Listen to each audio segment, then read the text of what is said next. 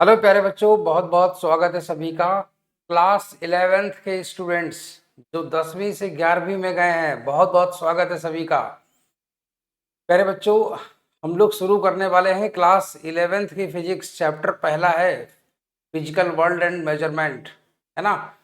तो जल्दी से जुड़ो और फिर हम लोग शुरू करते हैं ये चैप्टर। वैसे आज मैं बता दूं, मैं आपको ये वीडियो थोड़ा पहले आ जानी चाहिए थी, मगर थोड़ी सी देरी हो गई मुझे। एक्चुअल में क्या था कि मैं एक ऐसे प्रोग्राम में गया हुआ था जहाँ पर मैंने आज काफ़ी चीज़ें ऑब्जर्व करी, और वो भी मैं आप लोगों को बताने वाला हूँ। एक्चुअल में ऑब्जर्व ये किया कि एक गांव में एक शादी थी। गांव में एक शादी थी, तो गांव में जिस व्यक्ति के घर में उसकी बेटी की शादी थी, तो गांव के लोगों ने उसकी मदद करी और बहुत बेहतरीन तरीके से मदद करी। और वहाँ एक नई नई चीज़ें मुझे देखने को मिली, सीखने को मिली। और वो ये था कि बारातियों के आने पर जो भोजन में जो सामान सामग्री लगी, जो भी कुछ खर्चा हुआ, वो सभी लोगों ने मिल बांट के शेयर करके शादी करी उस गरीब किसान की बेटी की। और वहां पर मैंने एक चीज देखी, उस गरीब किसान ने भी एक बढ़िया सा तरीका अपनाया कि जिसने जो भी मदद करी है उसने उसको लिखा है और उसके बाद में बोला है कि समय आने पर हम आपको रिटर्न करेंगे इसका। तो वहां मैंने एक चीज देखी कि एक बर्तन रखा हुआ था और वो बर्तन कुछ ऐसा था। और ये बर्तन कुछ ऐसा था, हमने पूछा ये किस लिए, तो बोले सर जो लोग तेल लेकर के आ रहे हैं, रिफाइंड घी लेकर के आ रहे हैं, मैं इस बर्तन में भर के और नाप के रख लेता हूँ, और जब भी मैं उन्हें वापस करूंगा तो इसी बर्तन से भर के मैं उन्हें वापस कर दूंगा। तो हमने कहा अच्छा ऐसा क्यों, इस बर्तन मतलब कितना है ये, इसमें कितना तेल आ जाएगा इसमें। तो बोला सर ये तो नहीं पता, मेरे घर में कुछ ऐसा नहीं था जो मतलब मैं मार्केट में कुछ बर्तन मिलता हो जो फिक्स उसका हो, कुछ मेरे पास में यही था। हमने कहा अच्छा, बोले हाँ। तो उसने ये रख लिया। तो किसी ने 40 डब्बे दिया, किसी ने 10 डब्बे दिया, किसी ने 5 डब्बे घी दिया। इस तरीके से उसने मदद ली लोगों से और बोला कि यही डिब्बे हम वापस कर देंगे। तो हमने कहा कॉपी में क्या लिखा, तो उसने बोला कि सर मैंने इसको यूनिट बना लिया। हमने कहा यूनिट, बोले मैंने इसका नाम रख दिया यूनिट। हमने कहा अच्छा, बोले हाँ।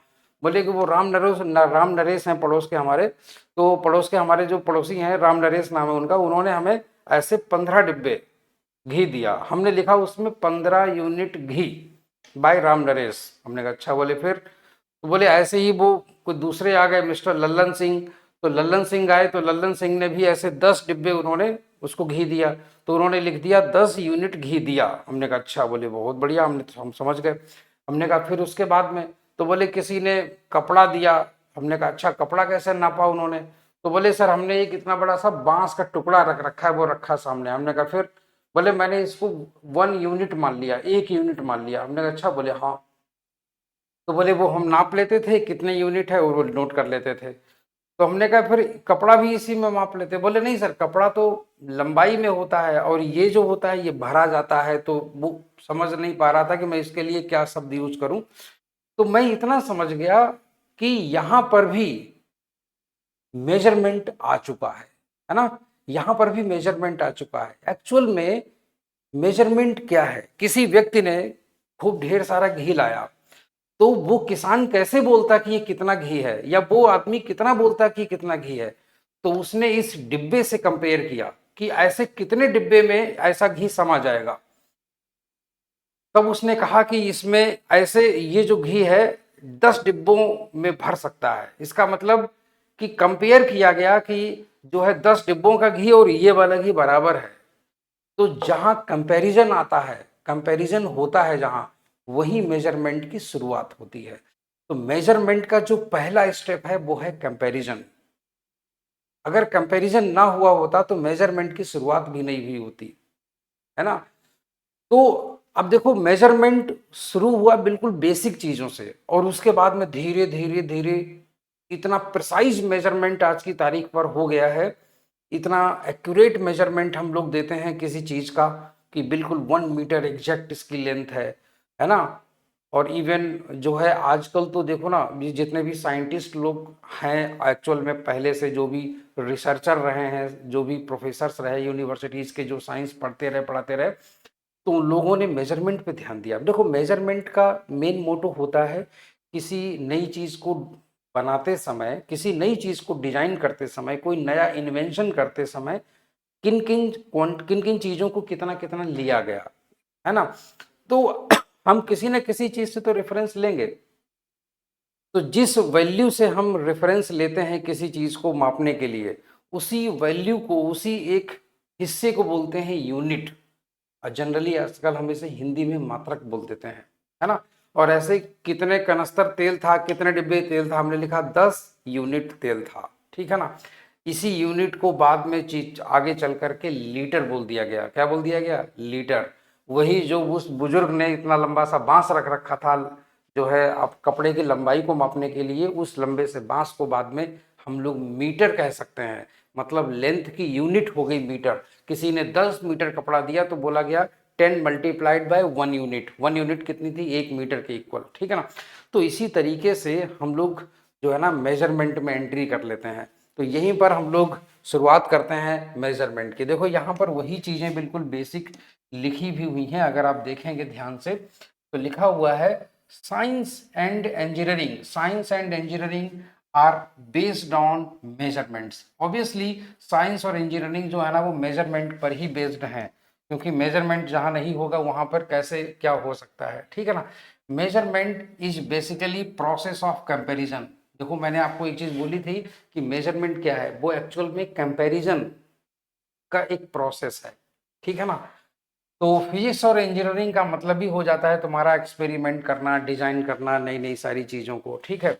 अब जैसे मैंने बोला कि हम लोग आजकल इतना ज्यादा मतलब इतने अच्छे अच्छे इंस्ट्रूमेंट बना चुके हैं जो कि मेजरमेंट करते हैं, किसी से कंपेयर करके ही करते हैं, और इतनी एक्यूरेट रीडिंग देते हैं जितनी शुरुआत के ज़माने में एक्यूरेट रीडिंग नहीं मिल पाती थी। इसका एक सबसे अच्छा एग्जाम्पल आप लोग देखते हैं जीपीएस। जीपीएस मतलब ग्लोबल पोजिशनिंग सिस्टम। जो हम लोगों की जो लोकेशन होती है मोबाइल फ़ोन से, जो गूगल मैप से हम लोग लोकेशन उठाते हैं, तो आपने एक शब्द सुना होगा लॉन्गिट्यूड लैटिट्यूड उठाता है, और दो कोऑर्डिनेट बन के आते हैं 29 डिग्री 21 डिग्री, इस तरीके से। तो वो हमारी एग्जैक्ट लोकेशन बताते हैं। और ये कौन बता रहा होता है? सैटेलाइट से। देखो सैटेलाइट से कैसे लोकेशन पता चलती है ये बाद का पार्ट है, मगर हम लोग कुल मिलाकर के मेजरमेंट में काफ़ी आगे तरक्की कर चुके हैं, ठीक है। दूसरी चीज फिजिकल क्वांटिटी क्या होती है, ठीक है ना। फिजिकल क्वांटिटी जब हम लोग बात करते हैं, फिजिकल क्वांटिटी पढ़ा तो आपने पहले भी होगा। जैसे मीटर है, फोर्स है, मतलब लेंथ है, फोर्स है, स्पीड है, ये सब फिजिकल क्वांटिटी है। एक्चुअल में ऐसी चीजें जिन्हें हम मेजर करते हैं, जिन्हें मापते हैं, है ना, और जिनकी यूनिट्स होती हैं, जिनको यूनिट्स में हम लोग मापते हैं। जैसे हमने बोला कि हम दूध लेके आए तो 10 लीटर दूध लेके आए, तो एक्चुअल में हमने वॉल्यूम मापा किसका? और दूध का, मिल्क का वॉल्यूम मापा। तो वो वॉल्यूम क्या है? एक फिजिकल क्वांटिटी है। मैंने किसी पर इतना फोर्स लगाया, तो फोर्स हमने अगर लगाया, किसी को धक्का दिया, तो हमने एक वैल्यू बताई। मान लो जैसे वैल्यू बताई 10 न्यूटन्स का फोर्स लगाया, तो यहाँ पर जो फोर्स है वो क्या है? वो भी फिजिकल क्वांटिटी है। इसे हम मेजर कर सकते हैं, है ना। और फिजिकल क्वांटिटी का इस्तेमाल हम लोग करते हैं किसी बाहर की दुनिया को समझने के लिए, दूसरी चीजों को एक्सप्लेन करने के लिए। जैसे बाहरी दुनिया को समझने के लिए इन द सेंस ऐसा कि अगर किसी ने दरवाजा खोला अचानक से, तो हम बोलेंगे दरवाजा ये तो इतना टाइट खुलता है, ये जल्दी खुल ही नहीं सकता था। इसका मतलब उसने काफी ज्यादा फोर्स लगाया होगा। तो हमने एक घटना को एक्सप्लेन किया है अपनी फिजिकल क्वांटिटी की हेल्प से। जैसे बोला कि दो गाड़ियों की कार हाईवे पर दो गाड़ियां इतनी तेजी से टकराई, उनका इम्पैक्ट इतना ज्यादा था कि गाड़ियां पूरी डिस्ट्रॉय हो गई। मतलब दोनों का मोमेंटम बहुत ज्यादा था। जहां हमने मोमेंटम वर्ड बोल दिया, तो इसका मतलब है कि हमने मतलब एक फिजिकल क्वांटिटी को वहां पर इन्वॉल्व किया है उस घटना को एक्सप्लेन करने के लिए, है ना। जैसे हमने बोला कि अरे बम धमाका वहां पर उस देश में इतना ज्यादा हुआ था कि वहां से 100 मीटर की दूरी पर बने हुए मकानों की खिड़कियों के कांच टूट गए। तो हमने वहां पर बोले कितना बड़ा धमाका हुआ, तो मैंने उसको धमाके की आवाज बताई। हमने कहा उसमें कम से कम 1 लाख डेसिबल की साउंड प्रोड्यूस हुई थी। तो यहाँ साउंड की जो इंटेंसिटी थी वो मैंने डेसिबल में बताई है। तो यहाँ पर हमने किसी घटना को एक्सप्लेन करने के लिए एक फिजिकल क्वांटिटी को इस्तेमाल किया है। तो फिजिकल क्वांटिटी का इस्तेमाल ऐसे होता है। हम बोले आज हम इतने किलोमीटर पैदल चले, कितने किलोमीटर हमने बताया, मैंने आज 7 किलोमीटर पैदल चला मैं। तो मतलब मैंने एक इंसिडेंट, मैंने कुछ किया या मैंने कुछ देखा, तो मैंने उसको एक फिजिकल क्वांटिटी का यूज करके किसी दूसरे को इंफॉर्मेशन दी, है ना? तो फिजिकल क्वांटिटी का इस्तेमाल ऐसे भी होता है। दूसरी चीज कि जब हम कोई मशीन डिजाइन कर रहे होते हैं तो भी हम बोलते हैं कि अगर ऐसा नहीं किया गया तो इस पर ऐसे करके ऐसा होगा, तो इसमें ये मशीन काम नहीं करेगी, है ना? तो हम एक प्रिडिक्शन भी करते हैं कि ऐसी कोई इंसिडेंट हो सकता है, तो वहां पर भी हम फिजिकल क्वांटिटी का इस्तेमाल करते हैं, ठीक है ना? तो ये चीजें होती हैं। तो जैसे कि मैंने आप लोगों को यूनिट के बारे में मैंने आपको बता दिया, यूनिट यूनिट क्या होती है समझिएगा। तो यहां पर लिखा हुआ है, जैसे दिखेगा, measurement of any physical quantity involves comparison, ठीक, ये मैंने बता चुका है, with a certain basic arbitrary chosen internationally accepted reference unit called. अब जैसे देखो वो जो किसान था ना, अभी मैं किसान की आपको स्टोरी सुना रहा था, किसान ने ये वाला एक बर्तन लिया था, इस बर्तन भर वो घी लेता था दूसरों से, तो वो नोट कर लेता था। मगर जरा सोचो कि ये उसकी बात, ये उसका जो रेफरेंस था, उसका रेफरेंस क्या था, ये इसमें इसका इसमें जो भी इसका वॉल्यूम था, ये इसका रेफरेंस था कि वो इसी रेफरेंस से ही दूसरों से ले रहा था, मतलब घी उसमें ले रहा था, 10 डिब्बे किसी से घी लिया, उसने नोट कर लिया।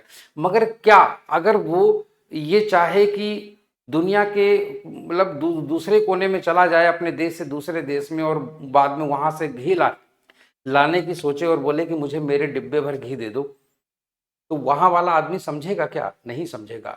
उसे एक ऐसी यूनिट बतानी पड़ेगी, उसे कुछ ऐसा बताना पड़ेगा जिससे कि वहां का दुकानदार भी वही समझे जो ये एक्चुअल में बताना चाहता है।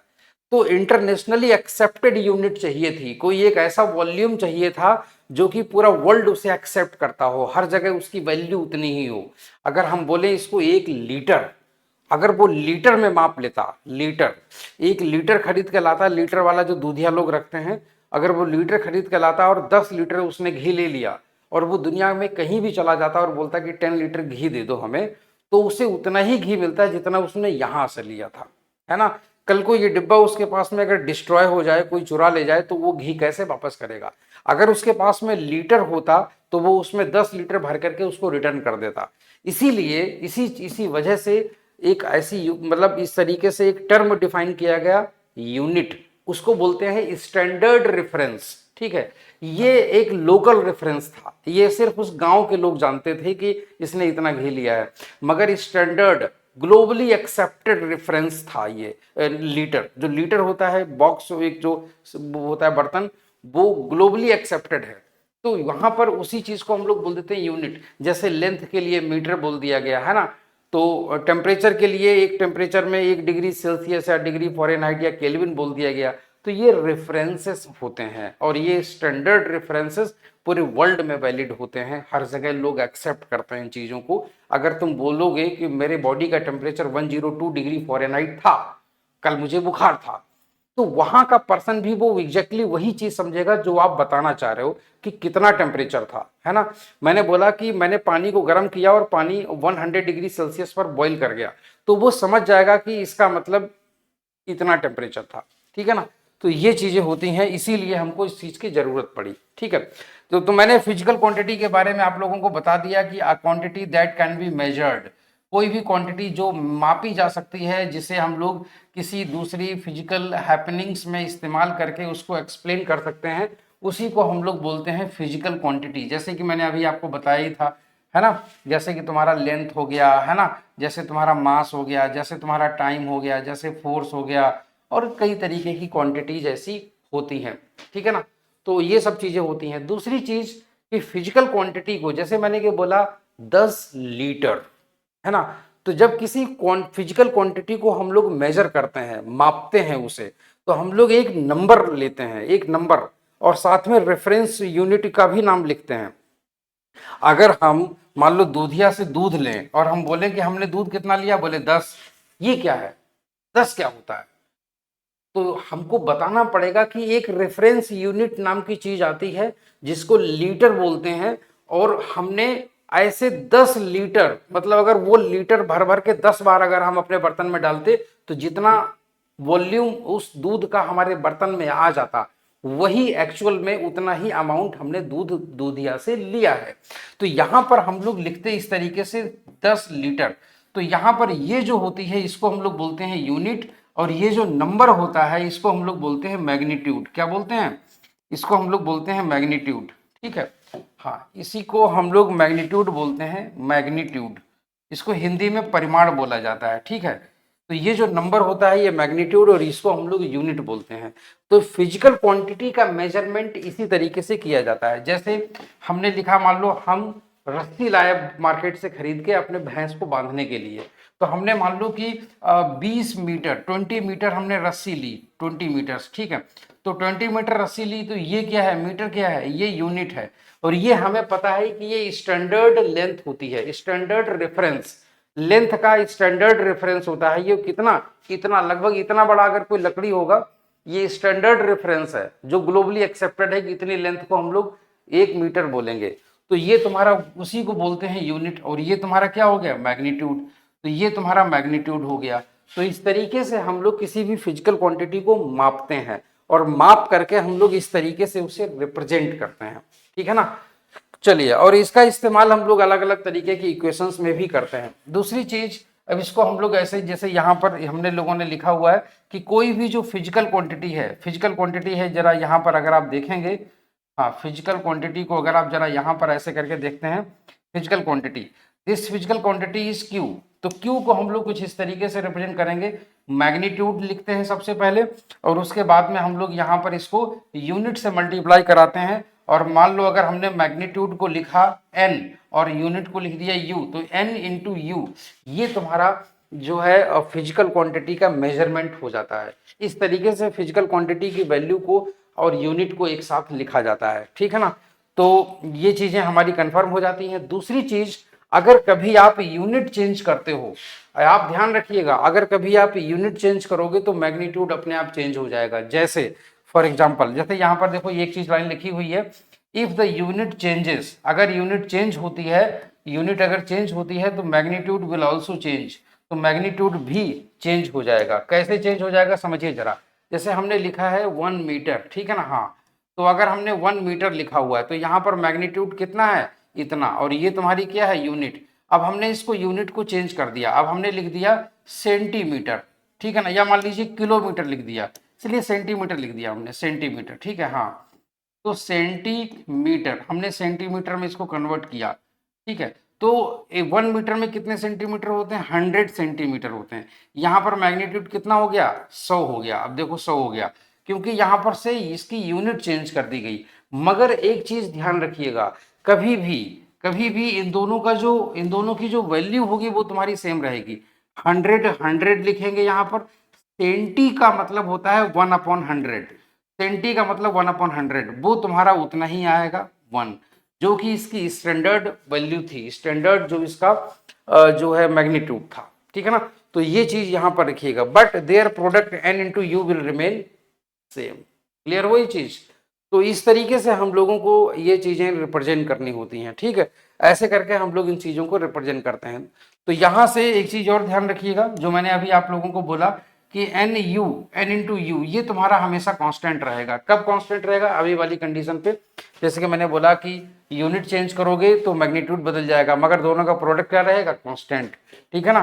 तो ये है तुम्हारा यूनिट चेंज करने पर, और वो प्रोडक्ट तुम्हारी values n1 into u1, n2 into u2, ये बिल्कुल उसी तरीके से 1 मीटर इक्वल टू 100 सेंटीमीटर, इस तरीके से। ठीक है ना। तो यहाँ से एक चीज समझ में आ जाती है, अगर आपकी यूनिट जो होती है ना और जो तुम्हारा मैग्नीट्यूड होता है, दोनों एक दूसरे के इन्वर्सली प्रोपोर्शनल होते हैं। ठीक है, चलिए, तो आगे की तरफ हम लोग चलते हैं। अब आते हैं जरा फिजिकल क्वांटिटीज पे। जैसे हमने अभी तक तो ये चीज जान लिया कि फिजिकल क्वांटिटीज क्या होती हैं, जिन्हें हम लोग मेजर करते हैं, मापते हैं। लेंथ हो गया, है ना, टेम्परेचर हो गया, मास हो गया, वेट हो गया, है ना, इलेक्ट्रिक करंट हो गया, वोल्टेज हो गया, है ना, एनर्जी हो गई, हीट हो गई। तो इस तरीके की ये सब चीजें जो है ना, वो क्या है, फिजिकल क्वांटिटीज। फिजिकल क्वांटिटीज को डिवाइड किया गया है, डिवाइड किया गया है दो तरीके से। ठीक है, एक तो तुम्हारा फिजिकल क्वांटिटीज को जब हम लोग डिवाइड करते हैं उनके साइज के बेसिस पर। ठीक है, तो जब साइज के बेसिस पर इनको डिवाइड किया जाता है, साइज के बेसिस पर, तो यहाँ पर साइज के बेसिस पर जो फिजिकल क्वांटिटीज होती हैं वो तुम्हारी दो तरीके की होती हैं, दो तरीके की, ठीक है। एक तुम्हारी होती है फंडामेंटल क्वांटिटीज और एक तरफ होती है डिराइव्ड क्वांटिटीज। अब जैसे एक बात समझो, देखो लड्डू कभी भी किसी हलवाई के यहाँ जाना जहाँ जो लड्डू बनाता हो, तो उसके यहाँ उसको लड्डू बनाते हुए देखना, एक तरफ बेसन रखा होगा, है ना, जब वो प्रिपेयर करने वाला होगा लड्डू, तो बेसन रखा होगा, घी रखा होगा, पानी रखा होगा, चीनी रखी होगी, वाओ इतनी सारी चीजें रखी होंगी। मगर जो बेसन होता है वो एक्चुअल में यूनिक होता है। वो बेसन को बनाने के लिए किसी और मटेरियल की कोई भी जरूरत नहीं होती है। बेसन नेचुरल है, वो नेचर से मिला है, पानी नेचर से मिला है, मीठा नेचर से मिला है ना, घी भी नेचर से मिला है, ये अपने आप में प्योर है, ठीक है। और जब इनको मिला दिया जाएगा एक प्रोसेस के जरिए, तो जो बन के आएगा वो लड्डू है। तो ये जो पार्ट्स थे, जो इसके पार्ट्स थे, जो अलग अलग बेसन, घी, पानी, मीठा, मतलब शुगर, है ना, तो ये सब चीजें जो जब ये इंडिविजुअल होते हैं तो इन्हें फंडामेंटल बोलते हैं। क्या बोलते हैं? इन्हें फंडामेंटल बोलते हैं, इन्हें बेस बोलते हैं। यही बेस है लड्डू का, यही बेस है, इन्हीं पर लड्डू बन के खड़ा होता है। वाह भाई वाह! तो लड्डू इन्हीं से बन के, मतलब मिलके बनता है। तो इनको बोलते हैं फंडामेंटल। और जो लड्डू है वो तुम्हारा डिराइव्ड है, लड्डू को बनाया गया है ना। तो ये चीज कंफर्म समझो, तो लड्डू बनाया गया है इसका मतलब वो डिराइव्ड क्वांटिटी है। बिल्कुल वैसे ही फंडामेंटल क्वांटिटीज वो होती हैं जो अपने आप में इंडिविजुअली कंप्लीट होती हैं, उन्हें किसी और दूसरी क्वांटिटी से नहीं बनाया जाता, बल्कि इन क्वांटिटी से दूसरी क्वांटिटीज को डिराइव किया जाता है, बनाया जाता है। इसीलिए इन क्वांटिटीज को हम लोग बोलते हैं फंडामेंटल क्वांटिटी। इन्हीं को बेस क्वांटिटी भी कहा जाता है, ठीक है ना। तो यहां से हमारे पास में ये चीजें कंफर्म हो जाती हैं, ठीक है। जैसे कि फॉर एग्जांपल मैंने बोला, those physical quantities which are arbitrary defined and from which all other physical quantities can be derived are known as fundamental quantities. These are also called base quantities, ठीक है ना। तो ये हो गया तुम्हारा एक हमारा basic definition. Any unit that can not be expressed in terms of other units is called a fundamental unit. देखो जो फंडामेंटल क्वांटिटीज होती हैं, इन्हीं की जो यूनिट्स होती हैं उन्हें बोलते हैं फंडामेंटल यूनिट्स। वो यूनिट ऐसी होती हैं, वो मात्रक ऐसे होते हैं जिन्हें किसी दूसरे मात्रक से डिराइव नहीं किया जाता, वो अपने आप में कंप्लीट होते हैं, वो इटसेल्फ कंप्लीट होते हैं, ठीक है। जबकि जो इनसे मिलके बनते हैं, वो ये होती हैं, any quantity that can be expressed in terms of fundamental quantities, this is known as derived quantity, ठीक है ना। तो अब जैसे फॉर एग्जांपल मैं आप लोगों को कुछ एग्जांपल देता हूं। जैसे मान लो फंडामेंटल क्वांटिटी है, जैसे लेंथ हो गई, लेंथ, ठीक है ना, हाँ लेंथ हो गई फंडामेंटल क्वांटिटी। जैसे टाइम हो गया, ये तुम्हारी फंडामेंटल क्वांटिटी है, कौन है ना। तो यहां पर एक चीज ध्यान दीजिएगा, लेंथ की जो यूनिट होती है वो क्या होती है? वो होती है तुम्हारी मीटर। देखो मीटर को किसी दूसरी यूनिट से नहीं बनाया गया है, मीटर अपने आप में कंप्लीट यूनिट है, ठीक है। मगर जब टाइम की बात करते हैं, टाइम तुम्हारा सेकेंड यूनिट होती है इसकी, सेकेंड, ठीक है। अब हम लोग इसकी तरफ आते हैं, डिराइव्ड क्वांटिटी। जैसे मान लो स्पीड है, स्पीड, ठीक है। तो स्पीड जो होती है, स्पीड इसकी यूनिट होती है तुम्हारी मीटर पर सेकेंड। स्पीड की यूनिट क्या होती है? मीटर पर सेकेंड। अब आप जरा ध्यान से देखो, यहां पर मीटर जो है ना वो एक्चुअल में लेंथ है, क्या है? वो एक रास्ते की लंबाई है, लेंथ है। और जो तुम्हारा सेकेंड है वो तुम्हारा क्या है? वो तुम्हारा टाइम है। तो यहां पर एक चीज देख सकते हो, जो स्पीड है तुम्हारी वो लेंथ और टाइम दो अलग अलग फिजिकल क्वांटिटी से डिराइव करी गई है, उसको बनाया गया है। तो यहां पर जो स्पीड होगी वो तुम्हारी डिराइव्ड क्वांटिटी कही जाएगी, और ये वाली जो तुम्हारी क्वांटिटी होगी लेंथ और टाइम, ये सब तुम्हारी फंडामेंटल क्वांटिटी कही जाएंगी, ठीक है ना। चलिए तो आगे की ओर हम लोग बढ़ते हैं और देखते हैं जरा कि फंडामेंटल। देखो शुरुआत में जो है फंडामेंटल क्वांटिटीज ज़्यादा नहीं पता थी लोगों को। लोगों ने, जो साइंटिस्ट लोग थे, उन्होंने शुरुआत में कुछ लिमिटेड क्वांटिटीज को फंडामेंटल माना था, मगर बाद में ये बढ़ा करके 7 कर दी गई। ठीक है, मुझे एग्जैक्टली ईयर अभी ध्यान नहीं आ रहा है, बट ये बहुत हजारों साल नहीं लगे हैं, ये भी कुछ ही साल, कुछ 100 साल पहले की बात है। ठीक है, फंडामेंटल क्वांटिटीज जो है ना वो टोटल 7 है, वो टोटल 7 है। कौन कौन सी हैं जरा ध्यान से देखिएगा। एक तुम्हारी फंडामेंटल क्वांटिटी होती है लेंथ, ठीक है ना, लेंथ होती है, और इसकी जो यूनिट होती है वो होती है तुम्हारी मीटर। ठीक है ना। हाँ, अच्छा, दूसरी चीज, जो दूसरी फिजिकल क्वांटिटी है वो है तुम्हारी मास। मास को हिंदी में बोलते हैं द्रव्यमान। ठीक है ना, मैं इसको हिंदी में भी लिख देता हूँ सो दैट कि हाँ, इसको ये तुम्हारा है, इसको हम लोग बोलते हैं हिंदी में लंबाई। ठीक है ना। हाँ, अरे इसको हिंदी में बोलते हैं लंबाई, लंबाई। ठीक है, और इसकी जो यूनिट होती है वो होती है मीटर। ठीक है, हाँ, इसकी जो यूनिट होती है वो होती है तुम्हारी मीटर। और ये जो होता है ना मास, इसको हिंदी में हम लोग बोलते हैं द्रव्यमान। ठीक है, इसको हिंदी में बोलते हैं द्रव्यमान। दूसरी चीज, इसकी जो यूनिट होती है वो होती है तुम्हारी किलोग्राम, है ना। ये तुम्हारी फंडामेंटल यूनिट्स में काउंट होते हैं। और जो तीसरी यूनिट है वो है तुम्हारी समय, टाइम। और इसकी जो यूनिट होती है वो होती है तुम्हारी सेकेंड। ठीक है ना। हाँ, दूसरी चीज, अगली जो फिजिकल क्वांटिटी है वो है तुम्हारी विद्युत धारा। ठीक है, हाँ, विद्युत धारा। तो विद्युत धारा, और इसकी जो यूनिट होती है वो तुम्हारी कितनी है, वो है तुम्हारी एम्पियर। ठीक है, वो है तुम्हारे एम्पियर। अच्छा, दूसरी चीज, उसके बाद थर्मोडायनेमिक टेम्परेचर, इसको बोलते हैं ऊष्मागतिक ताप। इसको हिंदी में बोलते हैं ऊष्मागतिक ताप। ठीक है, हाँ, ऊष्मागतिक ताप। तो ये तुम्हारा हो गया ऐसे, ऊष्मागतिक ताप। इसकी देखो यहाँ पर थर्मोडायनामिक टेम्परेचर मैंने क्यों लिखा, क्योंकि अगर आप सिर्फ टेम्परेचर लिख देते तो अपने अपने घरों से 3 लोग निकल आते। सेल्सियस कहते मैं आ गया, फॉरेनहाइट कहते मैं आ गया, केल्विन बोलते मैं आ गया, र्यूमर बोलता मैं आ गया, न्यूटन बोलते मैं आ गया। तो इस तरीके से कई सारे स्केल अपने अपने घरों से निकल आते। मगर जो हमारी कैलकुलेशंस में इस्तेमाल होती है वो होती है केल्विन। ठीक है, तो इसीलिए केल्विन को हम लोगों ने यहाँ पर लिखा है। ठीक है, तो तुम्हारा केल्विन जो होता है वो तुम्हारा इंटरनेशनली एक्सेप्टेड टेम्परेचर यूनिट है। और ल्यूमिनस इंटेंसिटी, इसको हिंदी में बोलते हैं ज्योति तीव्रता। ठीक है ना। हाँ, ज्योति तीव्रता। अच्छा, दूसरी चीज, इसकी जो यूनिट होती है वो होती है तुम्हारी कैंडिला। इसकी यूनिट होती है कैंडिला। अमाउंट ऑफ सब्सटेंस को हिंदी में बोलते हैं द्रव्य की मात्रा। द्रव्य की मात्रा, इसको हम लोग, इसकी यूनिट होती है मोल। एक्चुअल में जब किसी भी मटेरियल या किसी मैटर की क्वांटिटी को उसकी संख्या से बताया जाए तब हम लोग उसकी यूनिट को मोल के रूप में लिखते हैं। ठीक है, अमाउंट ऑफ सब्सटेंस को ग्राम में नहीं, वो हम लोगों ने द्रव्यमान ले रखा है पहले से, मगर जब हम संख्या से बताते हैं, नंबर से बताते हैं, तब हम मोल इस्तेमाल करते हैं। मोल एक्चुअल में एक बहुत बड़ा नंबर होता है। जैसे एक जोड़ी में 2 चीजें होती हैं ना, एक पेयर में 2 आर्टिकल होते हैं, एक दर्जन में 12 आर्टिकल होते हैं, वैसे ही एक मोल में बहुत सारे आर्टिकल होते हैं। 6.023 इंटू 10⁻23, इतना बड़ा नंबर होता है ये। तो इसीलिए जब हम लोग नंबर्स में किसी की क्वांटिटी को बताते हैं तब हम लोग मोल वर्ड इस्तेमाल करते हैं। ठीक है, अब आते हैं जरा कुछ डिराइव्ड क्वांटिटीज की ओर। तो डिराइव्ड क्वांटिटीज तुम्हारी कौन कौन सी हैं समझिए। जैसे स्पीड हो गया, वेलोसिटी हो गई, है ना, इन सभी की जो यूनिट होती है वो होती है तुम्हारी मीटर पर सेकेंड। इन सभी की जो यूनिट होती है वो होती है तुम्हारी मीटर पर सेकेंड।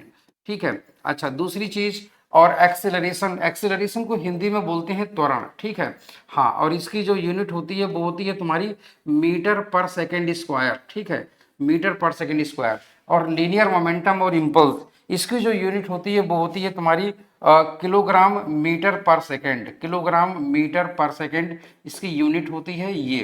तो यहाँ पर, और फोर्स, फोर्स जो होता है इसकी यूनिट होती है तुम्हारी न्यूटन। ठीक है, इसकी यूनिट होती है तुम्हारी न्यूटन। अच्छा, और जो तुम्हारा वर्क हो गया, एनर्जी हो गया, काइनेटिक एनर्जी, पोटेंशियल एनर्जी, किसी भी टाइप की एनर्जी हो, है ना, तो उसकी एनर्जी, तो उसकी यूनिट तुम्हारी जूल होती है। जूल हो गया, कैलोरी हो गई, है ना, कैलोरी हो गई। तो ये सब इनकी एनर्जी हो, ये मतलब यूनिट्स होती हैं। चार्ज, चार्ज को हिंदी में बोलते हैं आवेश। ठीक है ना। हाँ, इसको आवेश बोलते हैं। और इसकी जो यूनिट होती है वो होती है तुम्हारी कूलॉम। ठीक है, इसको जो यूनिट होती है वो होती है तुम्हारी कूलॉम। तो ये हो गया तुम्हारा कूलॉम। और इलेक्ट्रिक फील्ड, इलेक्ट्रिक फील्ड को बोलते हैं वैद्युत क्षेत्र। ठीक है। इसकी यूनिट होती है तुम्हारी न्यूटन पर कूलॉम, न्यूटन पर कूलॉम। इसकी जो यूनिट होती है वो होती है तुम्हारी न्यूटन पर कूलॉम, ठीक है, पर कूलॉम। हाँ, तो ये हो गई तुम्हारी यूनिट इसकी। तो इस तरीके से ये सारी क्वांटिटीज इधर वाली जो है ना वो इन्हीं से डिराइव होके बनाई गई हैं, ठीक है। तो हमको कुल मिलाकर के ये चीजें प्रूव करनी थी कि जो डिराइव्ड क्वांटिटीज होती हैं वो हमेशा फंडामेंटल से बनाई जाती हैं, खुद में कंप्लीट नहीं होती है। मगर जो खुद में कंप्लीट होती है वो कौन सी होती हैं? Those are only fundamental quantities, और वी कैन से दैट सिर्फ और सिर्फ बेस क्वांटिटीज, ठीक है ना। तो ये है तुम्हारी बेस क्वांटिटीज, फंडामेंटल और डिराइव्ड क्वांटिटीज। तो डिराइव्ड ऐसा नहीं कि सिर्फ इतनी ही है, डिराइव्ड क्वांटिटीज की संख्या बहुत सारी है, और फंडामेंटल को छोड़ दो बाकी सारी क्वांटिटीज डिराइव्ड क्वांटिटीज में ही आती हैं, ठीक है ना। अगर इन्हें छोड़ दो तो बाकी सारी क्वांटिटीज तुम्हारी डिराइव्ड क्वांटिटीज में ही आती हैं, जो लिखी नहीं जा सकती, यहाँ पर जगह कम है ना। तो ध्यान रखिएगा, जो भी आगे आएंगी वो सब तुम्हारी वही होंगी। आगे चलते हैं जरा, सिस्टम ऑफ यूनिट्स। अब जैसे मैंने आप लोगों को बोला था कि पानी भर के या घी भर के हम लेंगे तो वो वॉल्यूम हो गया, आयतन हो गया। आयतन को मापने का एक यूनिट हो गया लीटर। लंबाई हो गई, लंबाई को मापने के लिए लीटर ले लिया, ठीक है। और सब्जी लेने गए तो वजन, द्रव्यमान मापने के लिए किलोग्राम ले लिया। अलग अलग समय पर अलग अलग यूनिट्स हुआ करती थी, अलग अलग, है ना। जब शुरुआत की बात है, जब लोगों ने फिजिक्स को धीरे धीरे पढ़ना, डेवलप करना शुरू किया, तो उस समय सबसे पहले जो था ना, सबसे पहले तुम्हारा सेंटीमीटर ग्राम सेकंड सिस्टम आया, ठीक है। सेंटीमीटर ग्राम सेकंड सिस्टम एक तुम्हारा ये हुआ था, इसको हम लोग सीजीएस सिस्टम भी बोलते हैं, सीजीएस सिस्टम, ठीक है। और यहां पर याद रखिएगा, इसे गॉसियन सिस्टम भी बोला जाता है, इसे गॉसियन सिस्टम भी बोला जाता है। ये बहुत इंपॉर्टेंट होता है। यहां पर लेंथ को सेंटीमीटर में, है ना, लेंथ को तुम्हारा सेंटीमीटर में मापते हैं, सेंटीमीटर, ठीक है। लेंथ को सेंटीमीटर में मापते हैं, और मास को तुम्हारा ग्राम में मापते हैं हम लोग, और टाइम को हम लोग सेकेंड में मापते हैं, ठीक है। तो ये तुम्हारा ये सिस्टम कुछ इस तरीके का कहलाता है, ठीक है। अच्छा, उसके बाद में आता है तुम्हारा एमकेएस सिस्टम। एमकेएस सिस्टम मतलब मास मीटर किलोग्राम सेकेंड सिस्टम। तो यहाँ पर मीटर किलोग्राम सेकेंड सिस्टम आता है ये, और इसमें हम लोग इसको लिखते हैं कुछ इस तरीके से, मीटर कॉमा किलोग्राम, है ना, मीटर किलोग्राम सेकेंड सिस्टम, ठीक है ना। तो यहाँ पर टाइम की यूनिट नहीं बदली है, ठीक है। टाइम की यूनिट नहीं बदली है, बाकी यूनिट्स बदल गई। उसके बाद में तुम्हारा आया एफपीएस सिस्टम। एफपीएस सिस्टम जो होता है उसको बोलते हैं फुट पाउंड सेकेंड सिस्टम, ठीक है ना। फुट पाउंड, पाउंड और second system, foot pound second system, ठीक है। तो इसमें लंबाई को फुट में मापते हैं, और मास को जो है ना पाउंड में मापते हैं, और टाइम को सेकंड में मापते हैं, ठीक है। फुट तो हम लोग आज भी यूज करते हैं, कोई प्लॉट लिया कितने फुट लंबाई, इतने फुट, है ना। चलिए, उसके बाद में आया तुम्हारा एसआई सिस्टम। देखो, एसआई सिस्टम जो है ना वो एक्चुअल में इसी का एक्सटेंडेड वर्जन है, मतलब मीटर किलोग्राम सेकेंड सिस्टम का। तो एसआई सिस्टम में 3 यूनिट्स जो शुरू में ली गई थी, मीटर किलोग्राम सेकेंड मतलब लेंथ हो गया, मास हो गया, टाइम हो गया। अब उन्होंने इनमें जो है 4 क्वांटिटीज को और ऐड कर दिया। तो 4 क्वांटिटीज को और ऐड कर दिया तो तुम्हारा बन गया एसआई सिस्टम, ठीक है। तो यहां से हम लोग इस तरीके से लिख सकते हैं एमकेएस सिस्टम, ठीक है ना, प्लस एमकेएस सिस्टम में तुम्हारा 4 क्वांटिटीज को और जोड़ दिया गया, ठीक है। 4 क्वांटिटीज को और जोड़ दिया गया, और ये तुम्हारा बन गया क्या, एसआई सिस्टम। तो इस तरीके से यहां पर अब 7 क्वांटिटीज हो गई टोटल। पहले तुम्हारी 3 थी, अब तुम्हारी कितनी हो गई टोटल, 7 क्वांटिटीज, 7 क्वांटिटीज हो गई, ठीक है। इस तरीके से ऐसे लिख सकते हो, ये एक्सटेंडेड वर्जन है, ठीक है। तो एसआई सिस्टम को इंटरनेशनल सिस्टम ऑफ मेजरमेंट भी कहा जाता है, क्योंकि ये आज की तारीख पर हर जगह एक्सेप्टेड है, ठीक है। तो यहाँ पर हम लोग लिखेंगे it is also known as the international system of units, international system of units, and is in fact the extended MKS system of unit applied whole physics, ठीक है। There are 7 fundamental quantities in this system, और 7 fundamental quantities के नाम मैंने आपको बता दिए हैं, ठीक है। चलिए, तो आगे की तरफ हम लोग चलते हैं। अब आते हैं जरा, इनके अलावा कुछ सप्लीमेंट्री क्वांटिटीज हैं जो कि ना तो फंडामेंटल है ना ही डिराइव्ड है, और ये सप्लीमेंट्री क्वांटिटीज हैं। एक होता है प्लेन एंगल, ठीक है। अब ये प्लेन एंगल क्या होता है जरा समझिएगा। जैसे प्लेन एंगल की अगर हम लोग बात करें तो फॉर एग्जांपल मान लेते हैं कि यहाँ पर तुम्हारा कोई एक सर्कल है, ऐसे करके एक सर्कल है इस तरीके का, ठीक है। हाँ, ये तुम्हारा कोई एक सर्कल है और सपोज दैट ये जो तुम्हारा सर्कल है ऐसे करके, ये जो तुम्हारा एक सर्कल है ऐसे करके यहाँ से, और अगर हम इस एक आर्क की बात करें, मान लेते हैं ये जो सर्कल है इसकी जो रेडियस है वो है तुम्हारी आर, ठीक है। इसकी जो रेडियस है वो है तुम्हारी आर, सपोज दैट, ठीक है। अच्छा, दूसरी चीज, यहां से यहां तक, यहां से यहां तक की जो लंबाई है आर्क की, ये जो लंबाई है, ये वाली जो लंबाई है इसको बोलते हैं आर्क की, आर्क लेंथ, ठीक है। ये तुम्हारा है आर्क लेंथ, आर्क मतलब त्रिज्य खंड, ठीक है, आर्क लेंथ। और इसकी आर्क लेंथ जो है ना वो है तुम्हारी सपोज दैट एस, ठीक है ना। हाँ, आर्क लेंथ हो गई तुम्हारी सपोज दैट डीएस, डीएस मतलब छोटी सी, ठीक। ये जो है ना आर्क लेंथ है। तो यहां पर जो एंगल बनेगा ये वाला जो एंगल बनेगा थीटा, तो थीटा मतलब थीटा भी तुम्हारा छोटा सा ही बनेगा, तो मान लेते हैं एंगल तुम्हारा है डी थीटा। तो जो एंगल होता है वो तुम्हारा कुछ इस तरीके से होता है, arc length upon radius. Always remember, जो एंगल होता है, एंगल हमेशा, एंगल जो होता है उसकी वैल्यू तो वो हम लोग इस तरीके से निकालते हैं, आर्क लेंथ अपॉन रेडियस, ठीक है ना। हाँ, अपॉन रेडियस, ठीक है। ये तुम्हारा फॉर्मूला होता है इसका एंगल को पता करने का। और इस तरीके से जो एंगल आता है तो डिग्री में नहीं रेडियन में आता है, ऑलवेज रिमेंबर, ठीक है, रेडियन में। तो इसकी जो यूनिट होती है वो जनरली तुम्हारी रेडियन होती है और उसके बाद में हम लोग डिग्रीज में उसे कन्वर्ट करते हैं इस तरीके से, ठीक है। मान लेते हैं कि जो पूरा अगर ये पूरा चक्कर लगा दिया जाए तो तुम्हारी आर्क लेंथ हो जाएगी 2πr, और रेडियस क्या हो जाएगी तुम्हारी आर, तो 2πr अपॉन आर वो तुम्हारा हो जाएगा 2π, और एंगल कितना हो जाएगा, तो वो तुम्हारा हो जाएगा जैसे मान लेते हैं थीटा। पूरा कंप्लीट चक्कर के लिए अगर हमने कंप्लीट चक्कर लगाया तो कंप्लीट चक्कर की लेंथ कितनी हो जाएगी 2πr, ठीक है, 2πr। और रेडियस तुम्हारी कितनी है आर, तो तुम्हारा एंगल कितना हो गया 2π, और होता भी है पूरा एक चक्कर लगा दो तो कितना हो जाता है 2π रेडियन, ठीक है ना। तो इस तरीके से हम लोग यहाँ पर एंगल, प्लेन एंगल कैलकुलेट करते हैं। मगर ये सॉलिड एंगल क्या होता है, अब ये सॉलिड एंगल तो हमने पहली बार सुन रहे हैं, ओ माय गॉड, ये तो बड़ी हो गया। तो सॉलिड एंगल कुछ और नहीं होता। जरा सोचो कि जो बच्चों के बर्थडे वाली जो टोपी आती है ना कोनिकल शेप की, तो जो बच्चों की जो टोपी आती है कोनिकल शेप की, ऐसे करके कोनिकल शेप की, यहाँ पर एक आकृति हुआ करती थी, यहाँ पर एक आकृति हुआ करती थी, और वो आकृति कहाँ जाती है, चलिए कोई बात नहीं, मैं आकृति ऐसे ही बना दूंगा, ठीक है। जैसे मान लेते हैं तुम्हारी एक इस तरीके के इस तरीके का आकार है, ठीक है। बच्चे के बर्थडे, आज कोई बच्चे का मान लेते हैं बर्थडे है, तो बच्चे का बर्थडे है तो टोपी कुछ इस तरीके की आएगी ऐसे करके, है ना, ऐसे करके। तो बच्चे की टोपी कुछ इस तरीके की आएगी भाई, ऐसे करके। मगर जरा सोचो, अगर बच्चे की टोपी किसी बड़े को लगानी पड़ जाए तो लग ही नहीं पाएगी, है ना। क्यों नहीं लग पाएगी, क्योंकि इसका जो एंगल होगा वो तुम्हारा कम होगा। जैसे मान लो ये है टोपी, ठीक है। अब एक टोपी तुम्हारी ऐसी भी हो सकती है, एक टोपी तुम्हारी ऐसी भी हो सकती है जिसमें ये जो है ना ये एरिया ज्यादा हो ऐसे करके। तब ऐसे में क्या करना पड़ेगा, ऐसे में हमको इसको खींचना पड़ेगा ऐसे करके, है ना, इसको फिट करने के लिए यहाँ पर। तो यहाँ पर अगर हम लोग देखें तो ये वाला जो एंगल होगा तुम्हारा, ये वाला तुम्हारा एंगल तुम्हारा कम होगा, ठीक है ना। हाँ, यहाँ पर एंगल होगा तुम्हारा, मान लेते हैं डी ओमेगा, ठीक है, और यहाँ पर ये मान लेते हैं तुम्हारा ओमेगा। तो दोनों में अंतर है, ये इसको बोलते हैं सॉलिड एंगल, ठीक है।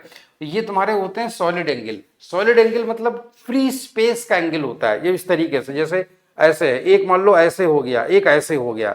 तो यहाँ पर ये जो सॉलिड वाला जो स्पेस वाला जो एंगल बनता है जिसमें कोई बॉल समा सके, ऐसा एंगल, उस बॉल समा सके ऐसे एंगल, उसी को बोलते हैं सॉलिड एंगल। तो यहाँ पर इसको हम लोग कैसे निकालते हैं, इसको निकालते हैं कुछ इस तरीके से कि हम लोग मान लेते हैं, जैसे मान लेते हैं कि कोई एक पैराशूट है, सपोज दैट, ठीक है। मान लेते हैं कोई एक बॉल है या कोई पैराशूट है, तो कुछ इस तरीके का है, जैसे मान लेते हैं ये। अब इस पर यहाँ पर एक रैंडम मान लेते हैं कोई सरफेस एरिया हमने इस तरीके से पैराशूट के कपड़े पे एक इस तरीके का एरिया हमने डिसाइड कर लिया यहाँ पर, और ये इसका सेंटर है। तो पैराशूट को अगर हम लोग पैराशूट के कपड़े को इस तरीके से रस्सी से अगर हम लोग इस तरीके से बांध देंगे तो यहाँ पर ये वाला जो एंगल बन के आएगा, ये वाला जो स्पेस होगा ये तुम्हारा होगा सॉलिड एंगल, ठीक है। और इसको कैलकुलेट करने का होता है, ये जो एरिया होता है, एरिया, ठीक है ना, हाँ, एरिया डी ए, और ये जो तुम्हारी रेडियस होती है, ये जो रेडियस जो होती है सरफेस, क्योंकि ये फुटबॉल के सरफेस पे ही है तो रेडियस तो उसकी हर जगह सेम होगी, तो ये तुम्हारी रेडियस होती है, रेडियस, ठीक है ना। तो आर तुम्हारी क्या है, आर तुम्हारी रेडियस है, ठीक है। तो ये हो गई तुम्हारी रेडियस इसकी, तो रेडियस का स्क्वायर। तो इस तरीके से यहां से हम लोग ये चीज कैलकुलेट करते हैं। तो सॉलिड एंगल जो होता है उसको कैलकुलेट करने का तरीका एरिया अपॉन रेडियस का स्क्वायर। किसी भी गोले पर कोई भी गोला हो, उस गोले के सेंटर पे बनता है सॉलिड एंगल, और सॉलिड एंगल डिपेंड करता है सरफेस कितना तुमने कवर किया है, ठीक है ना, कितना तुमने सरफेस कवर किया है।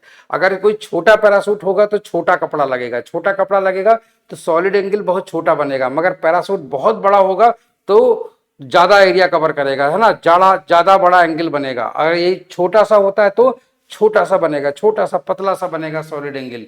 तो बस वही चीज होती है, इसी को बोलते हैं सॉलिड एंगल। ये तुम्हारी सप्लीमेंट्री क्वांटिटीज के अंतर्गत आता है, ठीक है। तो इसको आप लोग याद रखिएगा। अब आते हैं जरा हम लोग कुछ प्रीफिक्सेस होते हैं, ये प्रीफिक्स हमारे बहुत काम आने वाले हैं जब हम लोग यूनिट्स को, जैसे मैंने आपको बोला था कि जब कभी यूनिट बदलेगी तो मैग्नीट्यूड बदलेगा। तो यूनिट बदलती है तो यूनिट के आगे, उस यूनिट के आगे कुछ प्रीफिक्स जुड़ जाते हैं। प्रीफिक्स का मतलब हो जाता है जो यूनिट के पहले जुड़ जाए, किसी वर्ड के पहले जुड़ जाए वो प्रीफिक्स होता है, ठीक है। तो यहां पर इन प्रीफिक्स को जोड़ने पर एक पर्टिकुलर नंबर से मल्टीप्लाई हो जाता है उस यूनिट में। जैसे कि जब हम लोग बोलते हैं ना कि मीटर, तो मीटर जो है ना वो तुम्हारी यूनिट है, मगर अगर यही सेंटी पहले लगा दो, सेंटी, तो यहाँ पर सेंटी पहले लगा दिया मीटर के, तो ये तुम्हारा हो गया सेंटीमीटर। तो सेंटीमीटर बन गया, तो यहाँ पर सेंटी क्या है, प्रीफिक्स है, और सेंटी की वैल्यू कितनी होती है ये यहाँ है। तो किस वैल्यू को क्या नाम दिया गया है ये हम लोग यहाँ पर जानेंगे। अब आप समझिएगा ये चीज, ठीक है, समझिएगा। यहाँ पर देखिए एक वर्ड होता है योटा, योटा, योटा की जो वैल्यू, मतलब इसको सिंबल जो होता है वो होता है तुम्हारा वाई, ठीक है ना।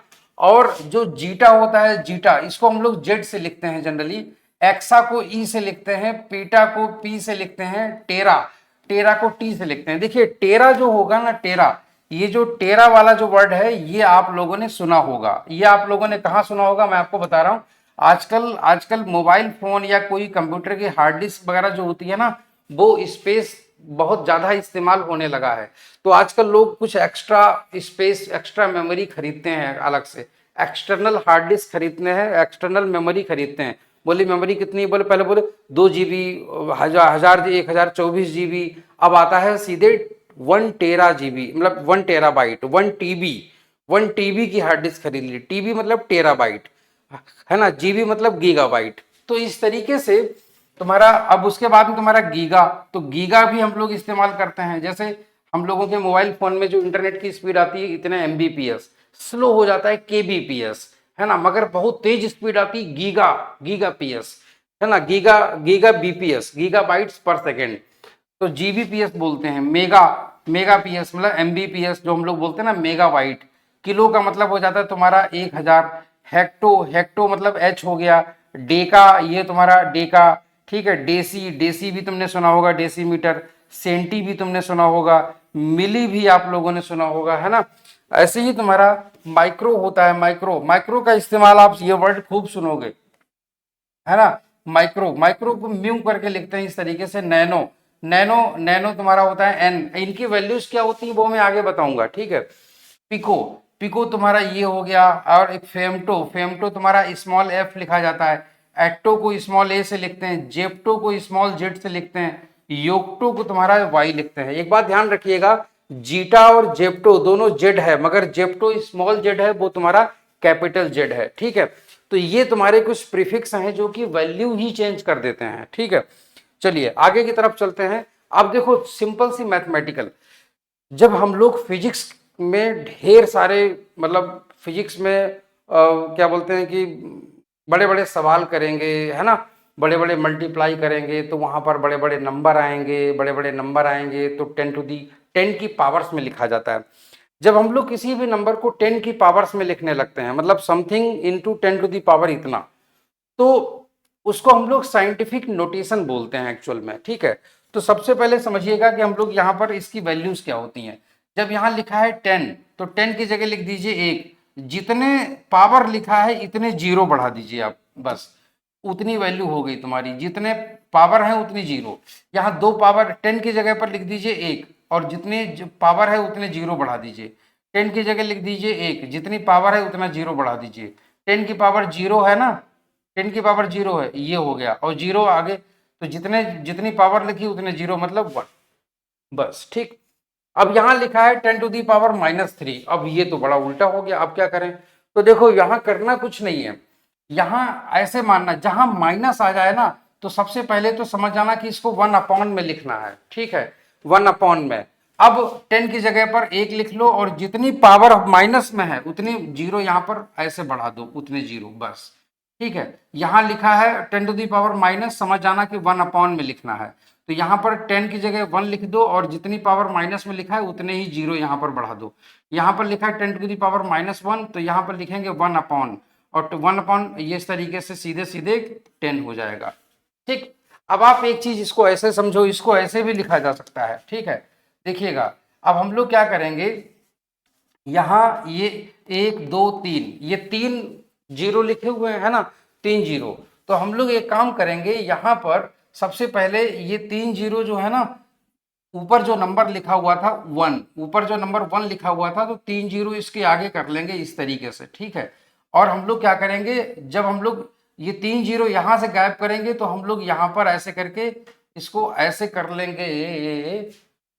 हाँ हाँ हाँ हाँ, एक सेकेंड, ये तुम्हारा 10 टू दी पावर -3 हुआ ना, तो तुम्हारा, चलो ठीक है, वो तो हमने ऐसे लिखा ही हुआ है, ठीक है, कोई बात नहीं। तो हम लोग इसको 0.001 लिख सकते हैं। अब देखो, जितने यहाँ पर जीरो हैं, समझ जाओ कि पॉइंट के बाद में उतनी डिजिट यहाँ पर हमको लिखनी पड़ेगी। कुछ इस तरीके से हमको पॉइंट बनाना पड़ेगा। डेसिमल में कन्वर्जन हम लोग करते हैं तो कुछ इस तरीके से कर लेते हैं। यहाँ पर हम लोग कन्वर्जन कैसे करेंगे वो भी जरा आप ध्यान से देख लो। यहाँ पर हम लोग, यहाँ पर 2 जीरो है ना, तो यहाँ पर डेसिमल के बाद में 2 ही डिजिट लिखनी है, तो यहाँ पर 0 और 1 लिख देंगे, ठीक है ना। और यहाँ पर ये है इतना, तो यहाँ पर हम लोग जो है ना पॉइंट के बाद में सिंपल 1 लिख देंगे, एक, ठीक है, एक ही जीरो है ना यहाँ पर, बस काम खत्म। और अगर अगर ध्यान रखना, अगर यहाँ पर 2 है तो मल्टीप्लाई में 2 करोगे। अगर यहाँ पर 3 है, यहाँ पर 3 बटे 10, तो इसका मतलब ये हो जाएगा मल्टीप्लाई 3, ठीक है। तो इस तरीके से, या सिंपल सिंपल इस तरीके से भी कर सकते हो, ठीक है। जैसे मान लो अगर हम, चलो वो तो खैर सवाल में आगे आएगा, तो हम आपको करके और दिखाएंगे, ठीक है। तो ये तुम्हारे कुछ सिंपल चीजें होती हैं, और कन्वर्जन होते हैं जो कि तुम्हारे पेपर में, मतलब पेपर में नहीं, सवाल में कई बार आंसर इस फॉर्मेट में पूछ देता है। तो आंसर जिस फॉर्मेट में पूछेगा तुम्हें आंसर वैसे ही देना पड़ेगा। आईआईटी के पेपर में कंप्यूटर पे आंसर भरना पड़ता है, 10 टू दी पावर तक उसमें डालनी पड़ती है, समझे। तो ये तुम्हारा हो गया कुछ साइंटिफिक नोटेशंस, ठीक है। अच्छा, अब देखो जरा ध्यान रखना, मल्टीप्लीकेशन कैसे होता है। मान लो जैसे 10 टू दी पावर m और 10 टू दी पावर n है, ठीक है। जब यहाँ पर ये जो 10 है ना, जो 10 इसको हम लोग बोलते हैं बेस। जब दोनों के बेस सेम होते हैं तो मल्टीप्लाई हो जा, तो ऊपर वाले जो पावर्स होती हैं वो तुम्हारी जुड़ जाती हैं। मगर जब कभी ऐसा हो 10 टू दी पावर m लिखा हो ऊपर और 10 टू दी पावर n लिखा हो नीचे, तो ऐसे में तुम्हारा 10 टू दी पावर m और जो नीचे वाला नंबर होता है वो तुम्हारा माइनस हो जाता है, इस तरीके से, ठीक है ना। ये चीजें याद रखिएगा हमेशा। अब जैसे मान लेते हैं, जैसे फॉर एग्जाम्पल मान लेते हैं, फॉर एग्जाम्पल की एक क्वेश्चन हम लोग अगर करें, तो हम लोग लिखेंगे 10 to the power 2 multiplied by 10 to the power 6, तो यहाँ पर क्या हो जाएगा, 10 टू दी पावर 8 हो जाएगा, ठीक है। और ऐसे ही हम लोग यहाँ पर इसको ऐसे लिखेंगे 10 टू दी पावर 4, ठीक है ना, और ये लिख देंगे 10 टू दी पावर 3। तो यहाँ पर हम लोग लिखेंगे 10 टू दी पावर 4 माइनस 3, तो ये तुम्हारा हो जाएगा 10, ये तुम्हारा 10 हो जाएगा, सिंपल इस तरीके से, ठीक है। तो ये इस तरीके से लिखा जाता है, या हम लोग इसको 10 टू दी पावर 1 भी लिख सकते हैं, ये वो सिंपली तुम्हारा 10 ही बनेगा। एक एग्जांपल तुमसे कह रहा है कैलकुलेट करने के लिए, 2 into 10 to the power 6, 3.5 into 10 to the power 3। इसको सॉल्व करो, कैसे करोगे बताओ, सोच लो कैसे करो। अभी ये देखो, तुम अपनी कॉपी पे कर लो, हम अभी तुम्हें सॉल्व करके बताएंगे, ठीक है। कैसे करेंगे, सिंपल सी चीज है, देखो जरा ध्यान से। जब ऐसी बात आए, जब यहाँ पर दोनों ब्रैकेट में बंद है, यहाँ कुछ भी नहीं है, इस फ्री स्पेस में कुछ भी नहीं है, तो समझ जाना कि इसका मतलब है मल्टीप्लिकेशन, गुणा। तो जब 2 का मल्टीप्लाई सबसे पहले इससे कर दो 3.5 से, तो 2.0 का 3.5 से मल्टीप्लाई करोगे तो ये आ जाएगा 7.0, ठीक है, मल्टीप्लाई। अब ये हो जाएगा 10 to the power 6 into 10 to the power 3, तो ये हो जाएगा 10 to the power 6 into 10 to the power 3, ठीक। तो यहाँ पर ये आप देख सकते हो सीधे सीधे, ये हो जाएगा तुम्हारा 7.0 multiplied by 10 to the power, और ये 6 और 3 9, ये हो जाएगा तुम्हारा 9। बस काम खत्म, ये हो गया। ऐसे ही तुम्हारा अब इसकी बारी हम लोग पूछते हैं, ये है 9.0 अपॉन 2.0। अब देखो 9.0, एक बार ध्यान रखना, यहाँ 9.0 है तो डेसिमल बीच में लगा हुआ है, डेसिमल के बाद एक डिजिट है, यहाँ भी डेसिमल के बाद एक डिजिट है। तो हम लोग सिंपल सिंपल एक चीज कर सकते हैं कि डेसिमल डेसिमल गायब कर देंगे तो हो जाएगा 90 अपॉन 20, और 90 अपॉन 20 में एक एक जीरो जीरो पीछे लगा है, तो जीरो जीरो हम लोग डिवाइड कर देते हैं। सिंपली इसको ऐसे लिखा जा सकता है 9 अपॉन 2, ठीक है, multiplied by 10 to the power, ऊपर लिखा है 7, नीचे लिखा है 4, तो यहां से 7 माइनस 4 हो जाएगा, तो ये हो जाएगा 9/2 का मतलब हो जाता है 4.5, ठीक है, 4.5 multiplied by 10 to the power, और ये हो जाता है तुम्हारा 3, ठीक, इतनी वैल्यू आ जाती है। इस तरीके से हम लोग इसे सॉल्व कर लेते हैं, ठीक है। तो आई होप सो कि आप सभी लोगों को ये चीजें क्लियर हो गई होंगी। अब हम लोग आते हैं जरा कन्वर्जन पे। देखिए कुछ ऐसे कन्वर्जन भी आप लोगों को पेपर में देखने को मिल सकते हैं, मतलब आपको आने चाहिए, जरूरी है, क्योंकि 11th क्लास में हो ना, अभी तुम्हारे पे 12th आएगा, मतलब पहले 11th ही पढ़ोगे ना, 11th ही बहुत वास्ट है। और तुम्हें मैं सच में बताऊं तो जितनी बड़ी फिजिक्स है, मतलब जितना 11th 12th में हम लोग पढ़ते हैं, सबसे ज्यादा जो सीखने वाली चीजें हैं ना वो 11th में है, सबसे ज्यादा सीखने वाली। अगर तुमने नहीं सीखा 11th में चीजों को तो 12th में तुम्हें दिक्कत आएगी, सर्तियां बता रहा हूँ। और नीट या JEE का पेपर तो फिर तुम भूल जाओ, ठीक है। इसीलिए सबसे ज्यादा जो मैथमेटिक्स और जो सबसे ज्यादा जो है कॉन्सेप्ट्स जो सबसे ज्यादा सीखने होंगे पड़ेंगे तुम्हें, वो तुम्हें 11th की फिजिक्स में सबसे ज्यादा सीखने पड़ेंगे। 11th की फिजिक्स 12th की फिजिक्स से ज्यादा डिफिकल्ट है, ठीक है। मगर ऐसा नहीं है कि डिफिकल्ट है तो तुम समझ ना पाओ, हमने भी समझी थी, है ना, कोई दूसरे ने भी समझी होगी, तो हमसे भी पहले कोई पढ़ के गया था, उसने हमें भी पढ़ाया, अब हम भी किसी को पढ़ा रहे हैं, तो सब समझते हैं। ऐसा नहीं है कि समझ में नहीं आता, सब समझ में आता है, ठीक है। तो टेंशन लेने की जरूरत नहीं है तुम्हें। देखो जहां पर लिखा हो केजी, केजी का मतलब के का मतलब किलो, तो यहां पर लिखेंगे 1 किलोग्राम, ठीक है। तो ये तुम्हारा लिखा हुआ है 1 किलोग्राम। जहां पर किलो लिखा होता है, किलो का मतलब होता है 1000, तो इसका ये मतलब हो गया 1000 ग्राम है, ठीक है ना, 1000 ग्राम। और यहाँ लिखा है किलोमीटर, तो इसका ये मतलब हो गया 1 किलोमीटर, ठीक है ना, हाँ। तो 1 किलोमीटर, तो 1 किलोमीटर का मतलब 1000 मीटर, ठीक है ना, हाँ। तो ये तुम्हारा हो गया 1000 मीटर, ठीक है। अच्छा दूसरी चीज, अब इसके बाद में हम लोग आते हैं 1 आवर लिखा हुआ है। अब आप सोचो 1 आवर जो है ना, टाइम की यूनिट यहाँ आवर लिखी है, हमको लिखना है सेकेंड में, कैसे करेंगे? तो जरा देखिए 1 आवर का मतलब हो गया 60 मिनट्स, ठीक है, 60 मिनट्स हम लोगों को पता है। और 60 minutes 60 multiplied by 1 minute, 1 minute में तुम्हारे कितने सेकंड होते हैं? 60 सेकंड्स, ठीक है। तो ये तुम्हारा होगा 60 इंटू 60 सेकेंड्स, ठीक है, सेकेंड्स। तो यहाँ पर जो हमारा आंसर हो जाएगा तो वो हो जाएगा तुम्हारा 3600, नहीं 3600 सेकेंड्स, ठीक है। तो मतलब 1 आवर का मतलब इतने सेकेंड्स होता है, 1 आवर का मतलब इतने सेकेंड्स, ठीक है। तो ये तुम्हारा सिंपल कन्वर्जन हो गया। और जो कुछ प्रीफिक्स और भी होते हैं, उन प्रीफिक्स की वैल्यू हम आपको और भी आगे चल के बताएंगे जब हम लोग आगे चीजों को पढ़ेंगे, ठीक है। अब जैसे तो मान लो ये तुम्हारा एक क्वेश्चन है, suppose that converting units, unit को कैसे कन्वर्ट करते हैं। तो जैसे तुम्हारा कह रहा है a bus travels 110 kilometre per hour, ठीक है, on an open highway, what is the speed in standard SI unit. SI का मतलब मीटर किलोग्राम सेकेंड सिस्टम। तो यहाँ पर हमको जो है ना u बराबर तुम्हारा दिया गया है 110 किलोमीटर किलोमीटर पर आवर, ठीक है ना, हाँ, किलोमीटर पर आवर दिया गया है। तो यहाँ पर हम लोगों को किलोमीटर में मतलब ये तुम्हारा दिया गया है, तो 110 मल्टीप्लाइड बाई, किलोमीटर का मतलब हो गया तुम्हारा 1000 मीटर, ठीक है। तो ये तुम्हारा हो गया 1000 मीटर। अच्छा अपॉन, और ये तुम्हारा हो गया 1 आवर में कितने सेकंड होते हैं? इतने सेकंड होते हैं, 3600 सेकंड, ठीक है।